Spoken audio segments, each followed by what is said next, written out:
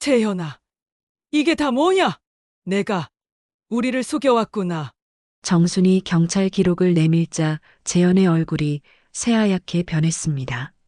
장모님, 모른 척 하세요. 다 살려고 그런 거예요. 바로 그 순간 현관 초인종이 울리고 경찰입니다. 박재현 씨 계신 거 알고 있습니다. 재현이 무릎 꿇은 수진이를 밀쳐내며 절규했습니다. 안녕하세요, 여러분. 오늘도 마음 깊은 곳을 울리는 이야기로 함께하겠습니다. 혹시 제 목소리가 여러분의 하루에 작은 위로가 되고 있다면 무료인 구독과 좋아요로 응원해주세요. 더 많은 분들이 이런 따뜻한 이야기를 들으실 수 있도록 알림 설정도 꼭 눌러주시고요. 그럼 오늘의 이야기 시작해 보겠습니다. 서울 외곽 오래된 주택가, 아침 햇살이 비스듬히 내려앉은 골목길에는 여전히 어제와 다름없는 평온함이 흐르고 있었습니다. 70세 김정수는 새벽 5시면 어김없이 눈을 뜨는 습관이 몸에 배어 있었죠. 남편을 일찍 떠나보낸 지도 벌써 10년이 넘었지만 여전히 혼자 잠자리에서 일어나는 아침이 쓸쓸하긴 했습니다.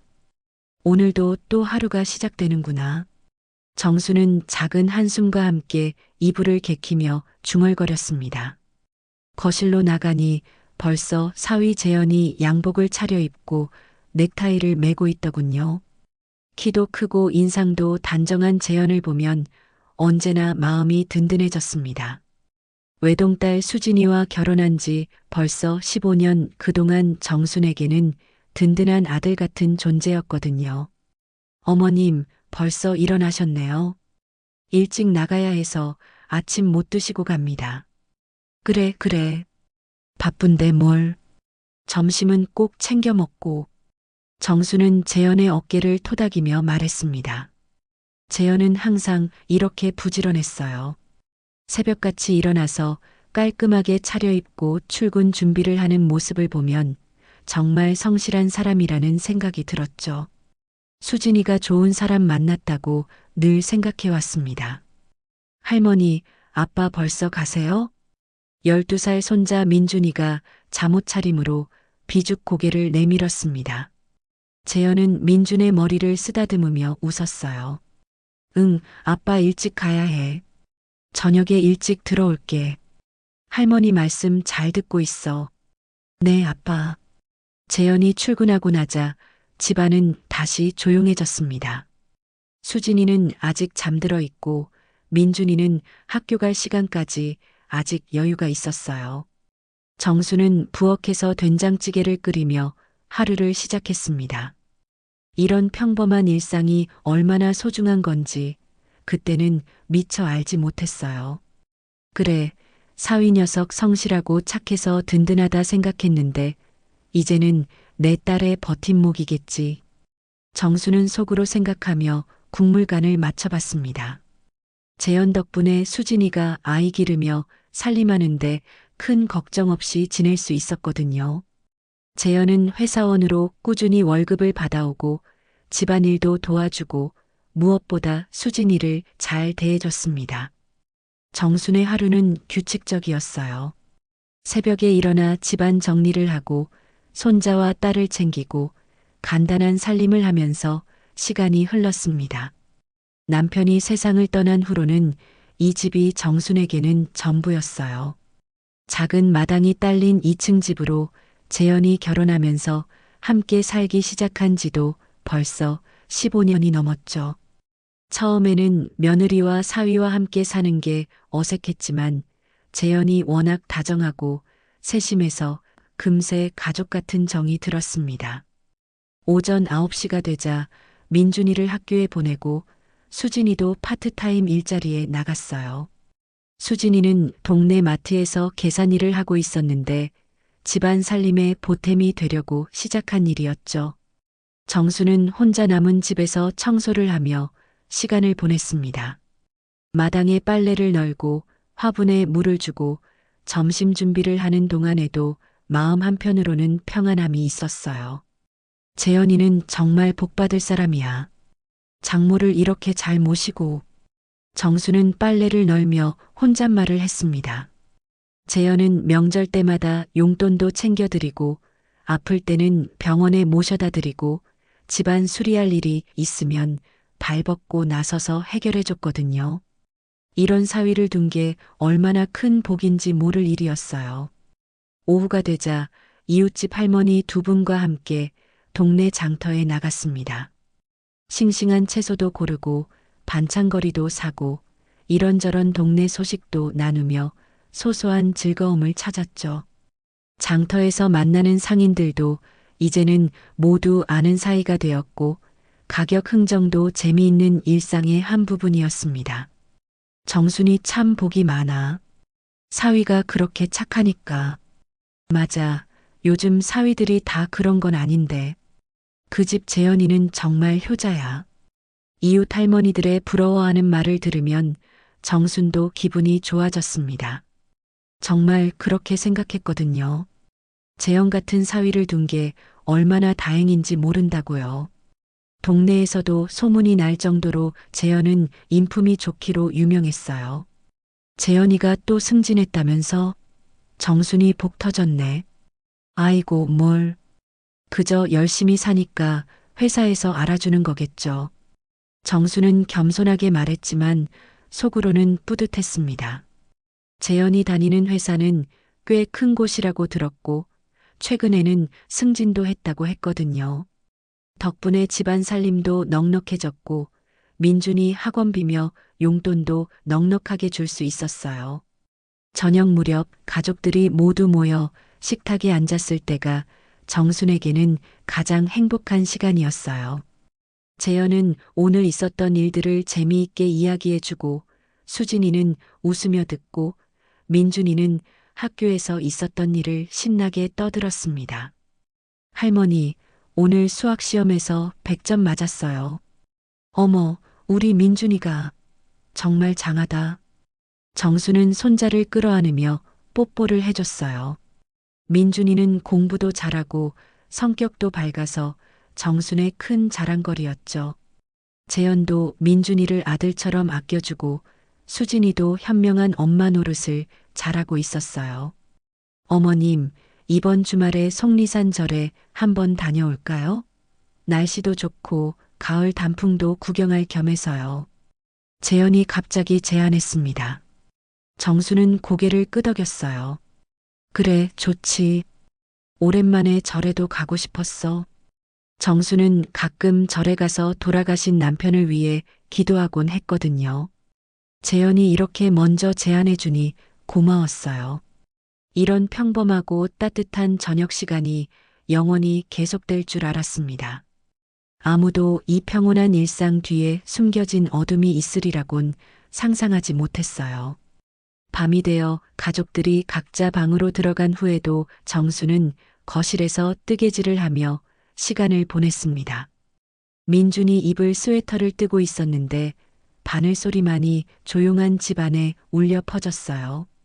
창밖으로는 가을밤 선선한 바람이 살랑거렸고 모든 게 평화로웠습니다. 이런 평범한 일상이 얼마나 소중한 건지 정수는 그때만 해도 알지 못했어요. 곧 모든 것이 뒤바뀔 거라는 것도 모른 채로요. 주말이 되자 재현은 약속대로 속리산 절 나들이를 준비했습니다. 정수는 오랜만에 나들이라 마음이 설렜어요. 수진이는 민준이와 함께 가려고 했지만 재현이 어머님께서 조용히 기도하실 수 있게 우리만 가자고 제안했죠. 수진아, 너는 민준이랑 집에서 쉬어.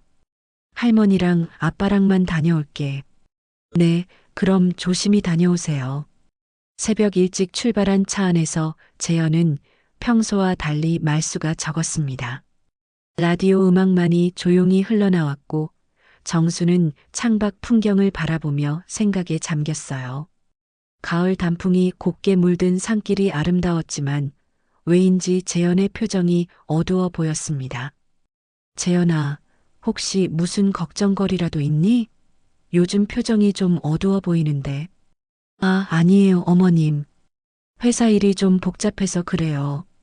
괜찮습니다. 재현은 억지로 웃으며 대답했지만 정순의 눈에는 뭔가 다른 것이 보였어요. 오랫동안 살아오면서 생긴 직감이랄까요? 하지만 깊이 묻지는 않았습니다. 사위도 나름대로 고민이 있을 거라고 생각했거든요. 속리산에 도착하니 단풍이 절정을 이루고 있었습니다.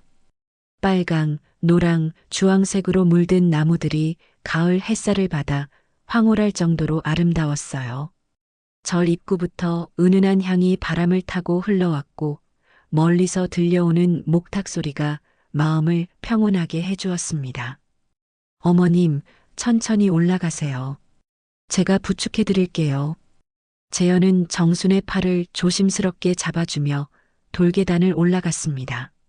평소 같으면 이런 세심함에 고마움을 느꼈을 텐데 오늘따라 재현의 행동이 왜 이렇게 조심스러워 보이는지 모르겠어요.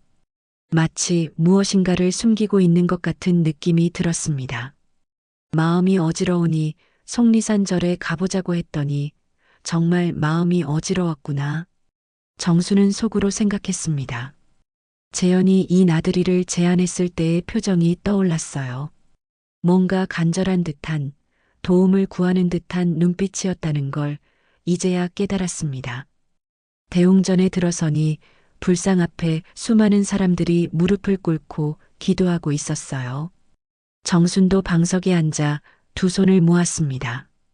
돌아가신 남편의 명복을 빌고 가족들의 건강과 평안을 기원했죠. 재현도 옆에서 정순보다 더 간절해 보이는 표정으로 기도하고 있었어요. 기도를 마치고 나오는데 한 스님이 다가왔습니다. 나이는 50대 중반쯤 되어 보였고 인자한 미소를 띠고 계셨어요. 기도 잘 마치셨습니까? 네, 스님. 마음이 많이 편안해졌습니다.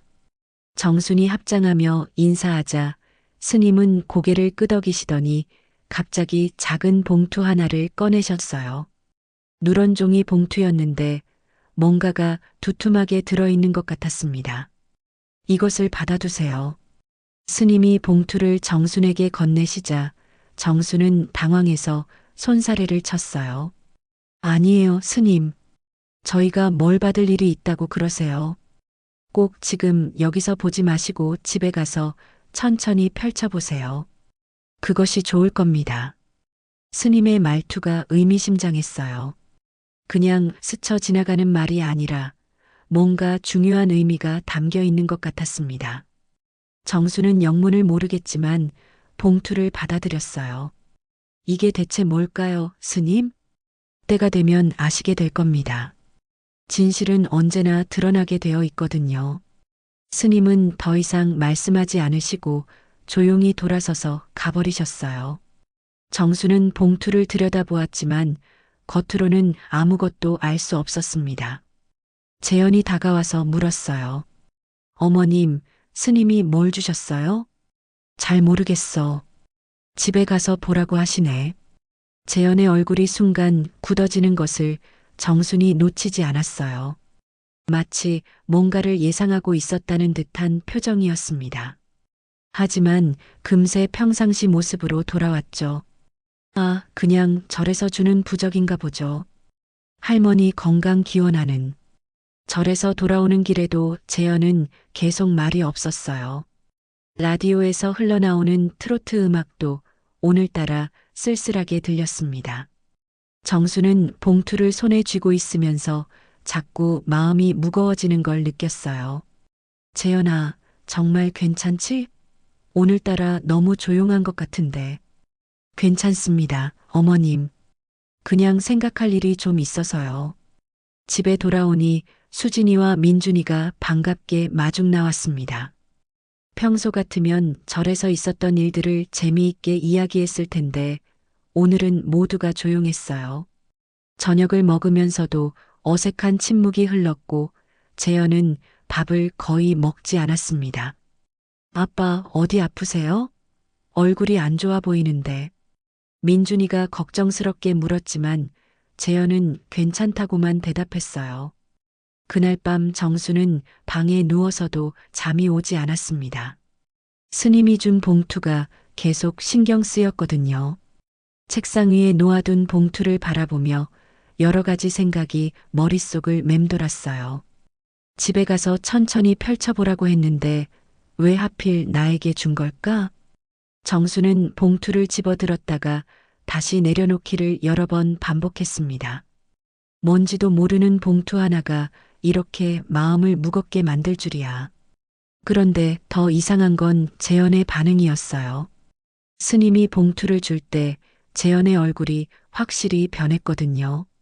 시계를 보니 밤 11시가 넘어 있었어요. 집안이 조용해지고 가족들도 모두 잠든 것 같았습니다. 정수는 마침내 결심을 하고 봉투를 펼쳤어요. 봉투 안에서 나온 것을 보고 정수는 얼어붙었습니다. 이건 단순한 부적이나 경문이 아니었어요. 뭔가 훨씬 더 심각한 것이었습니다. 손이 덜덜 떨리기 시작했고 심장이 빨리 뛰기 시작했어요. 이 봉투 안에 들어있던 것은 정순의 평온했던 일상을 송두리째 뒤바꿀 무언가였거든요. 정순의 손이 떨렸습니다. 봉투에서 나온 것은 두꺼운 서류철이었어요. 표지에는 서울 강남경찰서 수사기록이라고 선명하게 적혀 있었고 그 아래 빨간 도장으로 기밀이라는 글자가 찍혀 있었습니다. 이게 대체 뭐지? 정수는 떨리는 손으로 첫 페이지를 넘겼습니다. 그리고 그 순간 세상이 무너지는 것 같은 충격을 받았어요. 피의자 란에 선명하게 적혀 있는 이름을 보는 순간 말이에요. 박재현. 정수는 눈을 비비고 다시 봤지만 분명히 사위의 이름이 적혀 있었습니다. 생년월일도 주소도 모든 게 정확히 일치했어요. 아니, 이게 무슨 일인가요? 재현이가 경찰서 수사기록에 피의자로 나와 있다니요. 아니야, 뭔가 잘못된 거겠지. 동명이인일 거야. 정수는 애써 자신을 달래며 다음 장을 넘겼습니다. 하지만 읽으면 읽을수록 현실을 부정할 수 없게 되었어요. 재현의 사진까지 붙어 있었거든요. 평소 정순이 알고 있던 그 다정한 사위의 모습 그대로였습니다. 수사 내용을 읽어보니 더욱 충격적이었어요. 재현이 투자 사기를 벌여서 수십 명의 피해자들로부터 거액의 돈을 받아냈다는 내용이었습니다. 가짜 투자처를 만들어서 고수익을 약속하며 돈을 받은 다음 그 돈을 개인 용도로 사용했다는 거였어요. 투자금 총액 12억 원, 피해자 수 37명, 혐의 사기죄, 횡령죄. 숫자들이 정순의 눈앞에서 어지럽게 돌았습니다. 12억 원이라니 상상할 수도 없는 큰 돈이었어요. 그리고 37명의 피해자들이 있다는 것도 믿을 수 없었습니다. 더 심각한 건 수사 진행 상황이었어요. 재현에 대한 체포영장이 이미 발부되었고 현재 도주 중이라고 적혀 있었습니다. 마지막 페이지에는 피의자는 현재 소재 불명이며 수사기관에서 추적 중이라고 되어 있었어요. 정수는 서류를 바닥에 떨어뜨리고 주저앉았습니다. 머리가 핑핑 돌면서 현실 감각을 잃을 것 같았어요. 지금까지 믿고 있던 모든 것이 거짓이었다는 뜻이잖아요. 내가 아는 재현이는 성실한 회사원이었는데 매일 아침 양복 입고 출근하고 저녁에 돌아와서 가족들과 함께 시간을 보내는. 그런데 문득 이상한 점들이 떠올랐습니다. 최근 몇 달 동안 재현의 행동이 조금씩 달라졌던 게 생각났어요. 전화가 오면 다른 방으로 가서 받고 밤늦게 나가는 일이 잦아지고 표정도 어두워졌었죠. 그때부터 이미 이런 일이 있었던 거구나. 정수는 떨리는 손으로 서류를 다시 집어들었습니다. 더 자세히 읽어보니 사기 행각이 벌어진 시기가 적혀 있었어요. 작년 봄부터 시작되어서 올해 여름까지 계속되었다고 했습니다. 작년 봄부터라고? 그때 재현이가 승진했다고 했었는데 이제야 모든 퍼즐이 맞춰지기 시작했어요. 재현이 승진했다며 월급이 올랐다고 했을 때, 민준이 학원비를 더 많이 주기 시작했을 때, 가끔 비싼 선물을 사다 줄 때, 그 모든 게 사기로 얻은 돈이었던 거였습니다. 정수는 가슴이 막막해졌어요.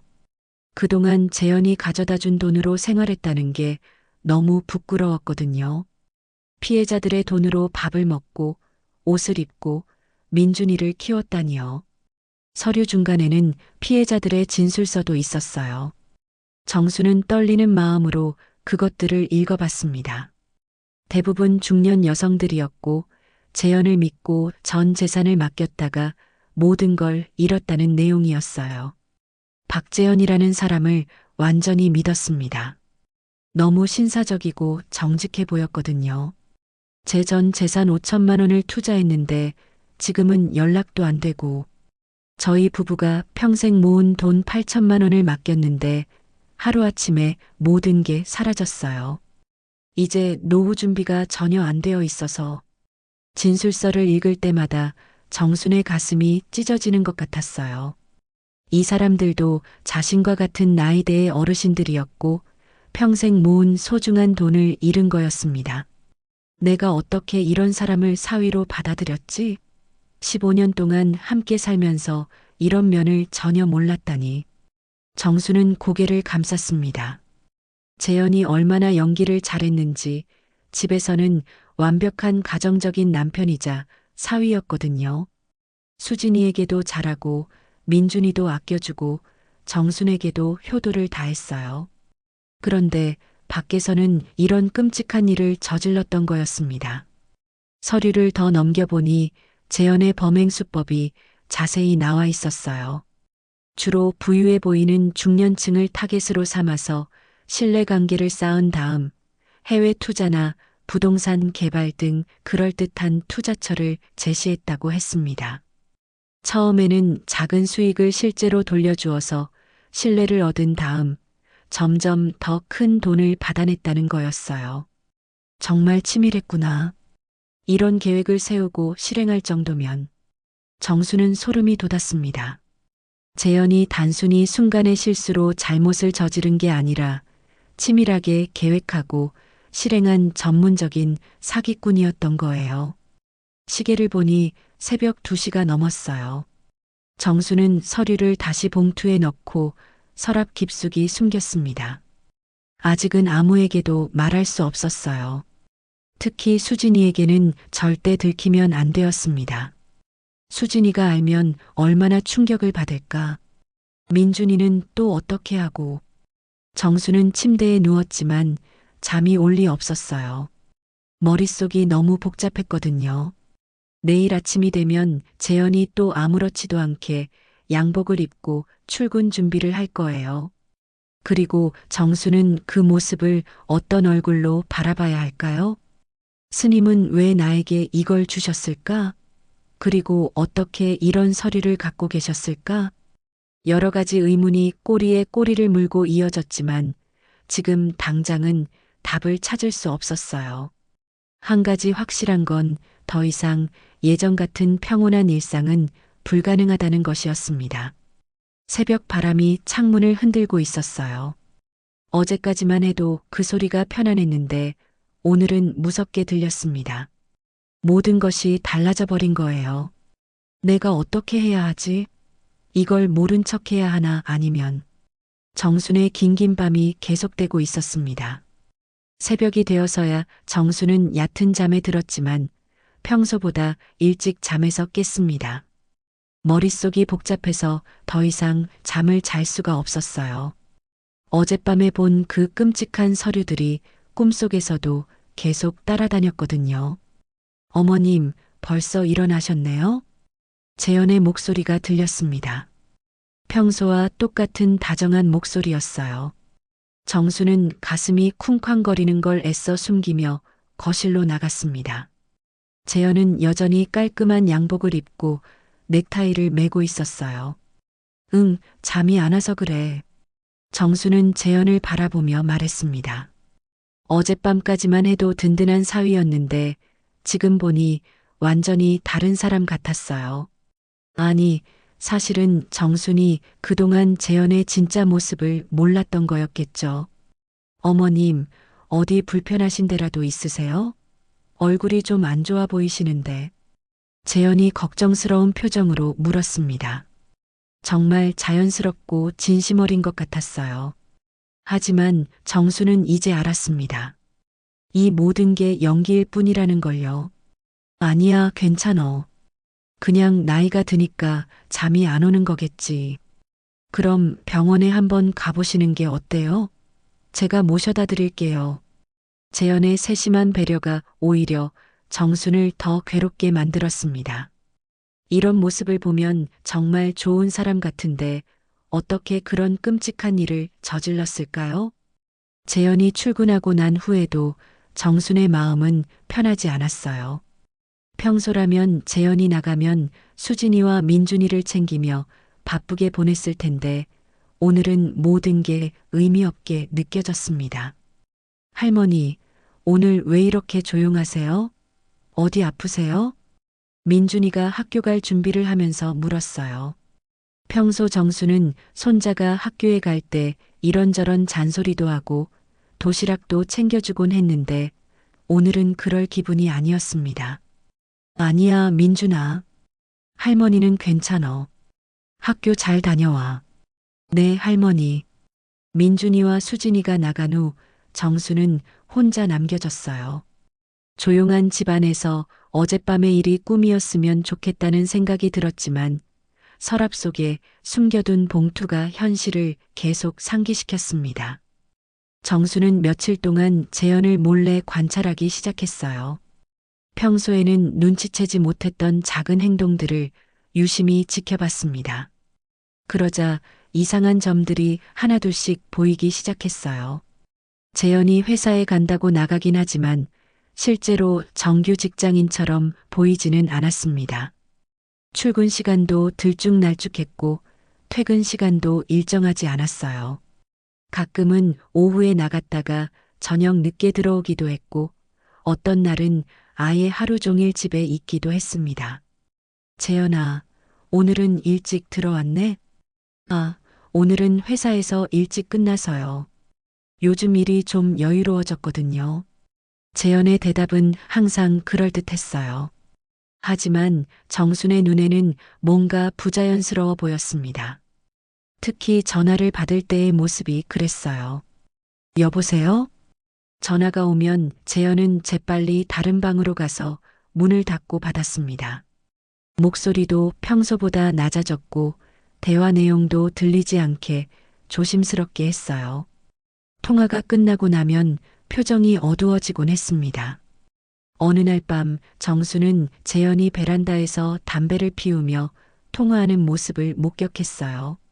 재현은 담배를 피우지 않는 사람이었는데 언제부터 담배를 피우기 시작했는지 알 수 없었습니다. 아니야, 아직 시간이 더 필요해. 조금만 더 기다려달라고. 재현의 목소리가 간절했어요.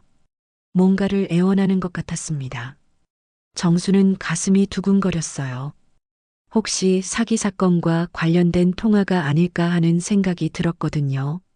내 딸과 손자는 아무것도 모르고 있구나. 내가 말해야 하나? 아니면 정수는 깊은 고민에 빠졌습니다.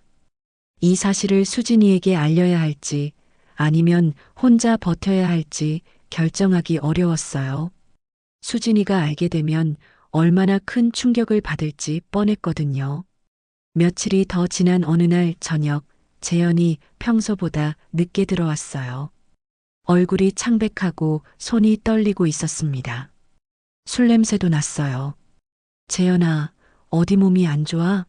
얼굴이 너무 안 좋아 보이는데. 수진이가 걱정스럽게 물었지만 재현은 괜찮다며 방으로 들어가 버렸습니다. 그날 밤 정수는 화장실에 가다가 재현이 거실에서 뭔가를 하고 있는 모습을 봤어요. 노트북 앞에 앉아서 뭔가를 열심히 타이핑하고 있었는데 표정이 매우 심각했습니다. 뭘 하고 있는 걸까? 정수는 조용히 다가가려다가 발걸음을 멈췄어요. 재현이 하고 있는 일이 좋은 일은 아닐 거라는 직감이 들었거든요. 다음 날 아침 재현은 평소보다 더 일찍 나갔어요. 출근한다고 했지만 정수는 이제 그 말을 믿지 않았습니다. 재현이 나간 후 정수는 거실을 살펴봤어요. 책상 위에 메모지 조각들이 있었는데 찢어진 것들을 맞춰보니 전화번호와 이름들이 적혀 있었습니다. 이게 뭘까? 정수는 메모지를 자세히 들여다봤습니다. 여러 사람의 이름과 전화번호, 그리고 금액이 적혀 있었어요. 어떤 건 이씨 마이너스 3천만 원이라고 되어 있고, 어떤 건 박씨 마이너스 5천만 원이라고 되어 있었습니다. 혹시 이게 피해자들 명단인가? 정순의 손이 다시 떨리기 시작했어요. 재현이 여전히 사기 행각을 계속하고 있다는 증거 같았거든요. 경찰에서 수사하고 있다는데도 불구하고 말이에요. 그날 오후 정수는 결심했습니다. 이대로는 안 된다는 생각이 들었어요. 더 많은 사람들이 피해를 당하기 전에 뭔가 조치를 취해야겠다고 생각했습니다. 하지만 어떻게 해야 할지는 여전히 막막했어요. 경찰에 신고해야 할지 아니면 재현과 직접 이야기해야 할지 무엇보다 수진이와 민준이를 어떻게 보호해야 할지가 가장 큰 고민이었습니다. 이 모든 게 언제까지 숨겨질 수 있을까? 언젠가는 터질 일인데. 정수는 창밖을 바라보며 한숨을 쉬었습니다. 평온했던 일상이 완전히 뒤바뀌어 버린 상황에서 정수는 어려운 선택의 기로에 서 있었어요. 정순의 고민이 깊어가던 어느 목요일 오후 마침내 두려워하던 일이 현실이 되었습니다. 정순이 마당에서 빨래를 걷고 있을 때 집 앞에 검은색 승용차 한 대가 멈춰 섰어요. 차에서 두 명의 남자가 내렸는데 양복을 입고 있긴 했지만 뭔가 위협적인 분위기가 느껴졌습니다. 똑똑똑. 대문을 두드리는 소리가 거세게 울렸어요. 정수는 가슴이 쿵쾅거리며 대문 쪽으로 다가갔습니다. 누구세요? 박재현 씨 계신가요? 할 말이 있어서 왔습니다. 남자들의 목소리가 차갑고 무뚝뚝했어요. 정수는 본능적으로 위험을 느꼈습니다. 이들이 보통 사람들이 아니라는 걸 알 수 있었거든요. 재현이는 지금 회사에 나갔는데요. 무슨 일이신지. 아, 그래요? 그럼 언제 들어오시는지 아세요? 잘 모르겠는데요. 늦을 수도 있고. 정수는 일부러 모르는 척했습니다. 이런 사람들을 재현과 만나게 해서는 안 될 것 같았거든요. 그럼 전해주세요. 빚 갚으라고요. 더 이상 기다려줄 수 없다고. 남자의 말에 정수는 몸이 굳어졌어요. 빚이라니 재현이 누구한테 돈을 빌렸다는 말인가요? 빚이 얼마나 되는데요? 5억입니다. 이자까지 합쳐서요. 5억? 정수는 입이 바짝 말랐습니다. 5억이라는 돈이 얼마나 큰 돈인지 상상도 할 수 없었어요. 재현이 사기로 받은 돈도 모자라서 또 다른 곳에서 돈을 빌렸다는 뜻인가요? 할머니, 박재현이 어디 숨어 있는지 정말 모르세요? 우리도 참을 만큼 참았거든요. 남자들의 말투가 점점 위협적으로 변했어요. 정수는 무서웠지만 애써 침착함을 유지하려 노력했습니다. 정말 모릅니다. 회사에 나간 게 전부예요. 회사요? 그 사람이 무슨 회사를 다녀요? 이미 해고당한 지 오래됐는데. 정수는 그 말을 듣고 충격을 받았어요. 재현이 해고당했다고요? 그럼 그동안 회사에 간다고 나간 건 다 거짓말이었던 거네요. 해고당했다고요?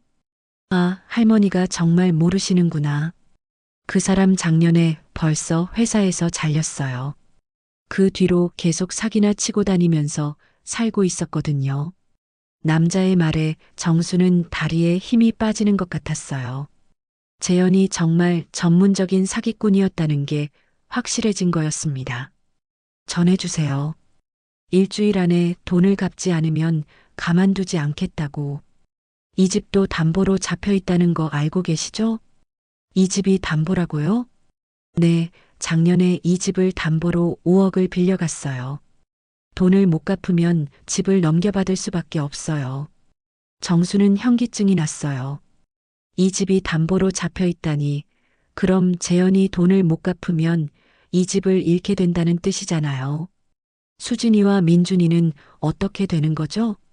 남자들이 떠난 후 정수는 주저앉았습니다.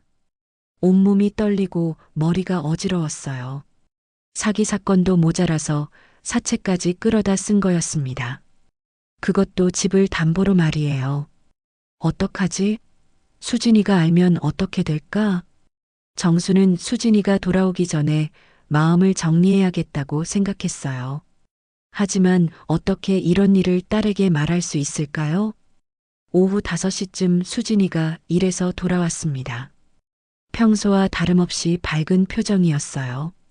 어머니, 오늘 하루 어떻게 지내셨어요? 응, 그냥 별일 없었어. 정수는 억지로 웃으며 대답했지만 수지는 정순의 표정이 이상하다는 걸 눈치챘어요. 어머니, 얼굴이 안 좋아 보이시는데 괜찮으세요? 아니야, 괜찮어. 그냥 좀 피곤해서 그래.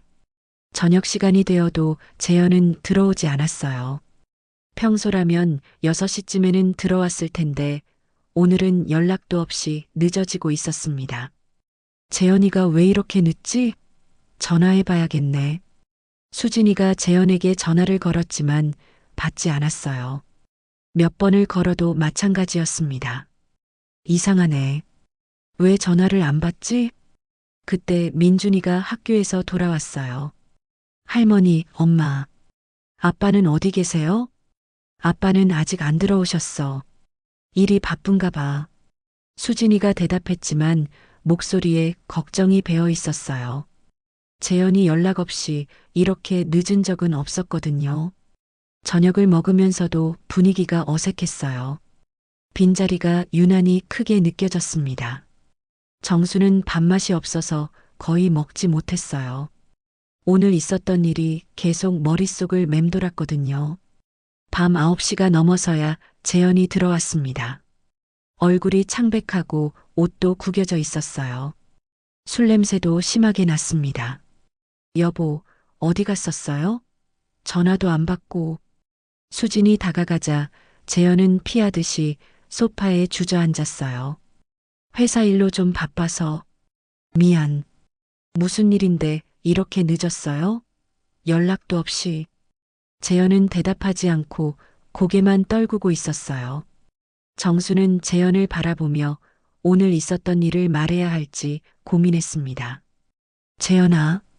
정순이 조심스럽게 입을 열었어요. 오늘 집에 사람들이 왔었어. 너를 찾으러. 재현의 몸이 움찔했습니다. 누가요?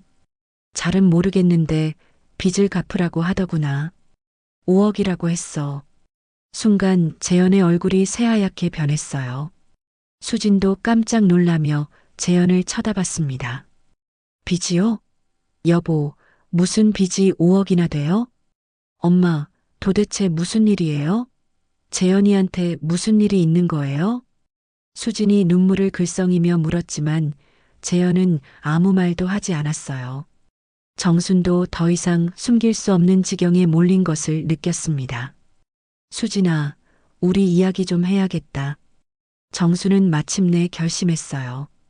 더 이상 혼자 이 비밀을 간직할 수는 없었습니다. 그날 밤 정수는 잠을 이룰 수 없었습니다. 수진이가 눈물을 흘리며 도대체 무슨 일이냐고 물었지만 끝내 진실을 말하지 못했어요. 재현도 아무 말 없이 방으로 들어가 버렸고 집안 분위기는 최악이 되어 버렸습니다. 이대로는 안 되겠어. 답을 찾아야 해. 정수는 새벽 일찍 일어나 결심했습니다. 다시 속리산절에 가서 그 스님을 만나봐야겠다고요. 스님이 왜 그 서류를 주었는지, 그리고 이 상황을 어떻게 해결해야 하는지 물어봐야겠다고 생각했습니다. 아침 8시 정수는 수진이에게 병원에 좀 다녀오겠다고 거짓말을 하고 집을 나섰어요. 버스를 갈아타고 속리산까지 가는 길이 멀고 힘들었지만 지금 상황에서는 다른 방법이 없었습니다. 절에 도착해서 스님을 찾아다녔지만 쉽게 만날 수 없었어요. 다른 스님께 물어보니 법당 뒤편 작은 방에 계신다고 하시더군요. 스님, 며칠 전에 저에게 봉투를 주셨던 분이신가요? 아, 그때 그분이시군요. 기다리고 있었습니다. 스님은 정순을 보자마자 미소를 지으시며 말씀하셨어요. 마치 정순이 다시 올 걸 알고 계셨던 것 같았습니다. 스님, 그 서류를 왜 저에게 주신 거예요? 그리고 어떻게 그런 걸 갖고 계셨나요? 앉으세요. 천천히 이야기해 봅시다. 스님은 정순을 방석에 앉게 하시고는 차를 우려주셨어요. 그 서류는 박재현 씨의 피해자 중 한 분이 가져다 주신 거였습니다. 자신도 억울하지만 더 이상 다른 피해자가 생기는 걸 막고 싶다고 하시면서요. 피해자가요? 네, 그분이 마지막으로 하신 말씀이 재현이네 가족들은 아무것도 모르고 있을 텐데 특히 장모님께서는 알아야 할 것 같다고 하시더군요.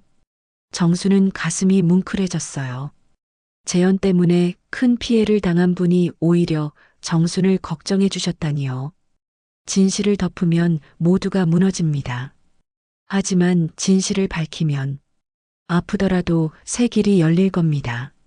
스님의 말씀이 정순의 마음에 깊이 박혔어요. 그럼 제가 어떻게 해야 하나요? 딸과 손자를 어떻게 보호해야 하죠?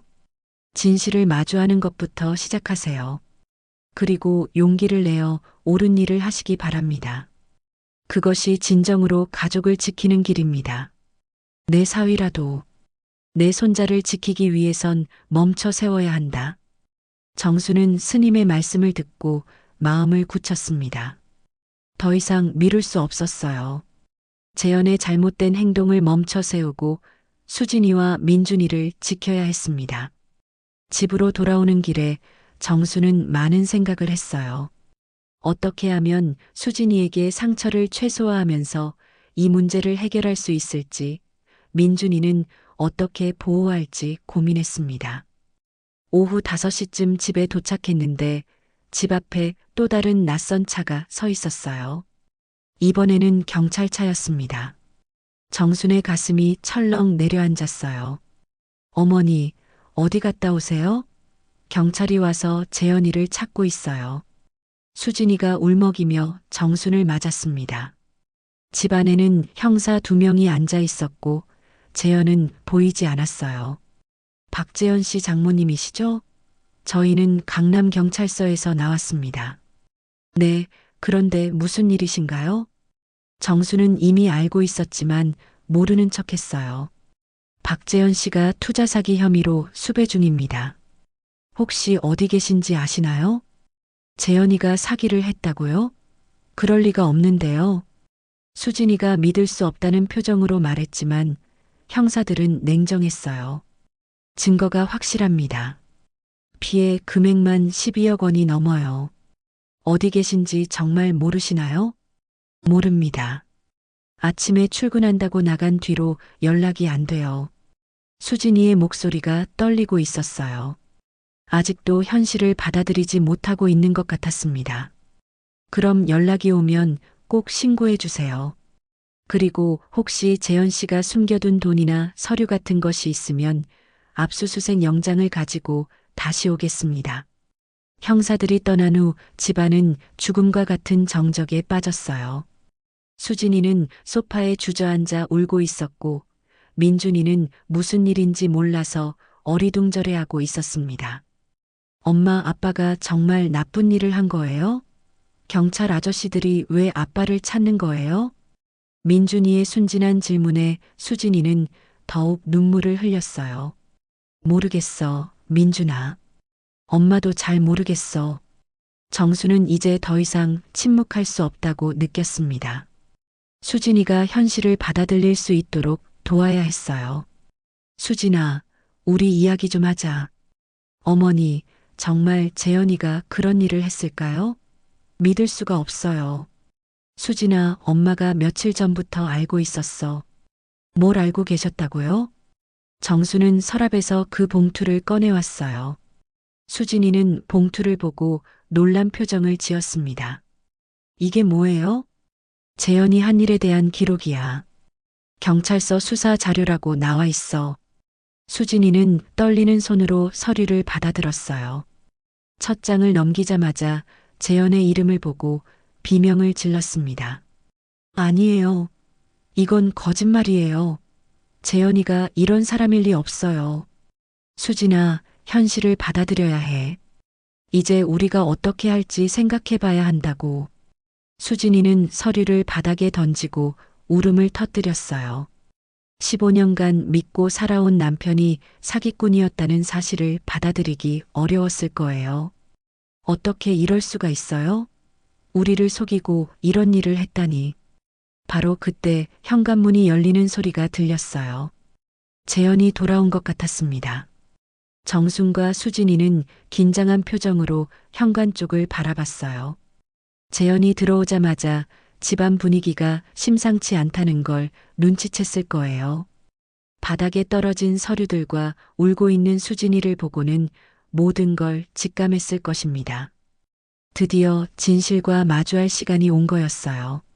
정순의 목소리는 차갑고 단호했어요. 평소 다정했던 장모의 모습은 온데간데 없었습니다. 재현은 고개를 들어 정순을 바라봤어요. 그 눈에는 절망과 후회가 가득했습니다. 어머님, 저는 처음에는 정말 가족을 위해서. 재현이 현관문을 열고 들어서는 순간 집안의 무거운 침묵이 그를 압도했습니다. 바닥에 흩어진 서류들, 눈물로 얼룩진 수진이의 얼굴, 그리고 냉정한 표정으로 자신을 바라보는 정순의 모습. 재현은 모든 것이 끝났다는 걸 직감했어요. 여보, 이게 뭐예요? 수진이가 떨리는 손으로 서류를 들어올리며 물었습니다. 재현의 이름이 선명히 적힌 경찰 수사 기록이었어요. 재현은 잠시 말을 잃었다가 천천히 입을 열었습니다. 수진아, 내가 설명할게. 설명이요? 이 모든 게 사실이에요? 당신이 정말 사람들을 속이고 돈을 빼앗은 거예요? 수진이의 목소리가 점점 커졌어요. 15년간 쌓아온 신뢰가 한순간에 무너지는 충격이 얼마나 클지 상상할 수 있었습니다. 재현은 소파에 털썩 주저앉았어요. 더 이상 숨길 수도 변명할 수도 없었습니다. 미안해. 정말 미안해. 미안하다고요? 그게 전부예요? 재현이 고개를 떨구자 정순이 나섰습니다. 그동안 품고 있던 분노와 실망감이 터져나왔어요. 재현아, 이게 다 뭐냐? 내가 우리를 속여왔구나. 가족을 위해서 사기를 쳤다는 거냐? 정순의 목소리가 떨렸어요. 분노보다는 깊은 실망감이 배어 있었습니다. 처음에는 작은 투자였어요. 정말 수익을 낼 수 있다고 생각했어요. 그런데 일이 틀어지기 시작했고 그걸 메우려고 하다 보니 더 큰 구멍이 생겨서. 그래서 더 많은 사람들을 속인 거냐? 50대, 60대 어르신들을 말이야? 정순이 서류를 들어올리며 소리쳤어요. 피해자들의 진술서를 읽었던 기억이 떠올랐거든요. 어머님, 저도 어쩔 수 없었어요. 처음에 투자한 분들에게 돌려줄 돈이 없어서. 어쩔 수 없다고? 그럼 우리한테라도 말했어야 하는 거 아니야? 수진이가 울면서 소리쳤어요. 남편에 대한 배신감과 분노가 한꺼번에 터져나왔습니다. 말할 수가 있었겠어? 내가 사기꾼이라고? 우리 민준이 아빠가 범죄자라고? 재현도 목소리를 높였어요. 그동안 혼자 감당해야 했던 고통과 두려움이 드러났습니다. 그럼 계속 속일 생각이었어요? 언제까지요? 나도 몰라. 어떻게 해야 할지 정말 몰랐어. 재현이 머리를 감쌌어요. 그동안 쌓여온 스트레스와 절망감이 폭발하는 것 같았습니다. 바로 그때 민준이가 방에서 나왔어요. 부모님들의 큰 소리를 듣고 무서워서 나온 것 같았습니다. 엄마, 아빠, 왜 싸워요? 무슨 일이에요? 민준이의 순진한 얼굴을 본 순간 모든 사람이 조용해졌어요. 이 아이에게는 아무 잘못이 없는데 어른들의 잘못으로 상처를 받게 될 상황이었거든요. 민준아, 방에 들어가 있어. 어른들이 이야기하고 있으니까. 수진이가 애써 목소리를 낮추며 말했지만 민준이는 뭔가 심각한 일이 벌어지고 있다는 걸 느꼈어요. 아빠가 나쁜 일을 했어요? 경찰 아저씨들이 아빠를 찾으러 왔는데. 민준이의 말에 재현은 무너질 것 같았어요.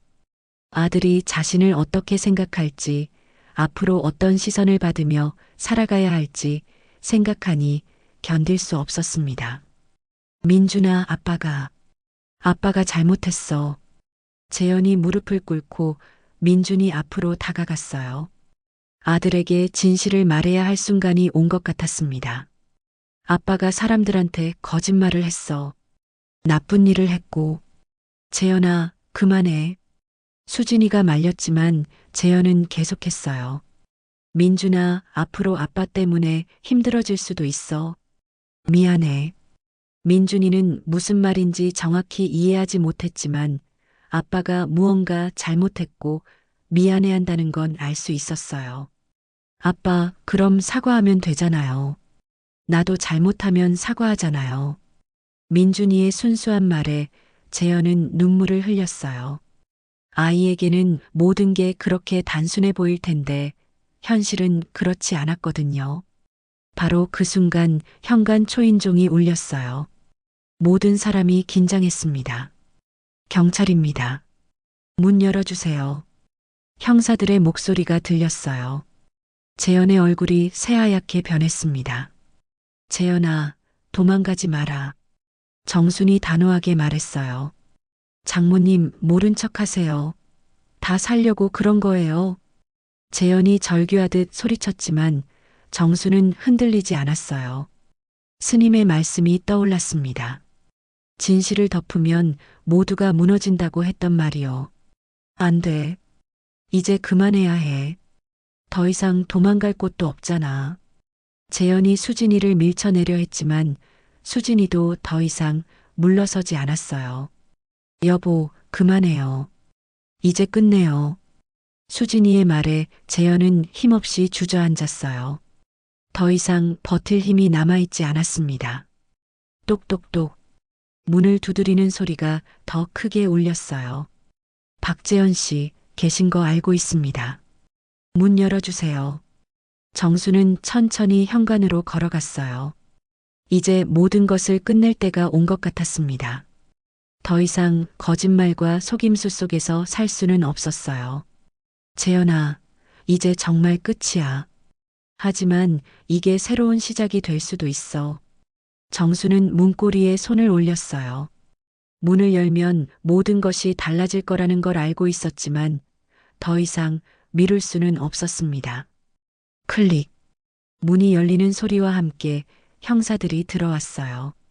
재현은 체념한 표정으로 두 손을 앞으로 내밀었습니다. 박재현, 투자 사기 혐의로 긴급 체포합니다. 수갑이 채워지는 소리가 집안에 울려 퍼졌어요. 15년간 이어져 온 거짓말이 드디어 끝나는 순간이었습니다. 재현이 경찰에 연행된 지 일주일이 지났습니다. 집안은 이전과는 완전히 달라져 있었어요. 텅 빈 것 같은 느낌이 들었지만 동시에 오랫동안 짓누르고 있던 무거운 짐이 사라진 것 같기도 했습니다. 정수는 마당에 앉아 가을 하늘을 바라보고 있었어요. 며칠 전부터 민준이를 품에 안고 함께 시간을 보내는 일이 많아졌습니다. 아이는 아직 상황을 완전히 이해하지 못했지만 할머니의 따뜻함 속에서 위안을 찾고 있는 것 같았어요. 할머니, 아빠 언제 집에 와요? 민준이가 정순의 무릎에 머리를 기대며 물었습니다. 이런 질문을 받을 때마다 정순의 가슴은 아팠지만 아이에게 진실을 조금씩 알려줘야 한다고 생각했어요. 민준아, 아빠는 잘못한 일 때문에 한동안 집에 못 와. 하지만 할머니랑 엄마가 민준이를 잘 돌봐줄게. 아빠가 정말 나쁜 사람이에요? 아이의 순수한 질문에 정수는 한참 생각했어요. 재현이 저지른 일은 분명 잘못된 것이었지만 민준이에게는 여전히 아빠였거든요. 아빠는 나쁜 사람이 아니야. 다만 잘못된 선택을 했을 뿐이지. 사람은 누구나 실수를 할 수 있어. 중요한 건 그 실수를 인정하고 바로잡는 거란다. 민준이는 완전히 이해하지는 못했지만 고개를 끄덕였어요. 수진이는 지난 며칠 동안 많이 울었습니다. 15년간의 결혼 생활이 모두 거짓말 위에 세워진 것이었다는 충격에서 아직 벗어나지 못했어요. 하지만 조금씩 현실을 받아들이기 시작했습니다. 어머니, 저 어떻게 해야 할지 모르겠어요. 수진이가 부엌에서 정순에게 말했어요. 목소리에는 절망보다는 혼란이 더 많이 담겨 있었습니다. 수진아, 지금은 혼란스럽겠지만 시간이 지나면 길이 보일 거야. 우리가 함께 헤쳐나가자. 민준이는 어떻게 설명해야 하죠? 학교에서 친구들이 뭐라고 할까봐. 그건 우리가 차근차근 해결해 나가면 돼. 민준이는 똑똑한 아이니까 이해할 거야. 이틀 후 정순과 수진이는 재현이 구치소로 면회를 갔어요. 유리창 너머로 본 재현의 모습은 많이 초췌해져 있었습니다. 어머님, 수진아. 정말 미안해요. 재현의 첫마디였어요. 목소리가 많이 작아져 있었고 예전의 당당함은 온데간데 없었습니다. 재현아, 이제 와서 미안하다고 한들 무슨 소용이냐? 정순의 목소리는 여전히 차갑게 들렸지만 예전만큼 분노가 가득하지는 않았어요. 그래도 말하고 싶어요. 처음에는 정말 가족을 위해서였어요. 민준이 교육비도 마련하고 어머님께도 좀 더 편안한 생활을 드리고 싶었어요. 그래서 다른 사람들을 속인 거냐? 아니에요. 처음에는 정말 투자였어요. 하지만 일이 틀어지기 시작했고 그걸 감추려다 보니 더 큰 거짓말을 하게 됐어요. 재현이 고개를 떨구며 말했어요. 여보, 이제 와서 변명해봤자 소용없어요. 우리 앞으로 어떻게 살아가야 할지나 생각해요. 수진이의 말에 재현은 더욱 고개를 떨궜어요. 수진아, 이혼해. 너랑 민준이가 내 때문에 더 이상 고생할 필요 없어. 여보, 어머님도 마찬가지예요. 저 같은 사위 때문에 고생하셨어요. 정말 죄송해요. 면회를 마치고 돌아오는 길에 정수는 많은 생각을 했어요. 재현에 대한 분노는 여전했지만 동시에 측은한 마음도 들었습니다. 잘못된 선택의 연속이 이런 결과를 낳은 거였으니까요. 수진아, 재현이 말이 맞을 수도 있어. 이혼하는 게 너와 민준이한테는 나을지도 몰라. 어머니, 저도 그런 생각이 들어요. 하지만 민준이는 우리가 잘 키우면 돼. 그 아이에게는 우리가 있잖아. 그날 밤 정수는 다시 속리산 절을 생각했어요. 스님의 말씀이 맞았습니다. 진실을 밝히는 것이 아팠지만 결국 새로운 길을 열어준 것 같았어요. 한 달이 더 지난 후 집에는 조금씩 평온이 찾아왔습니다.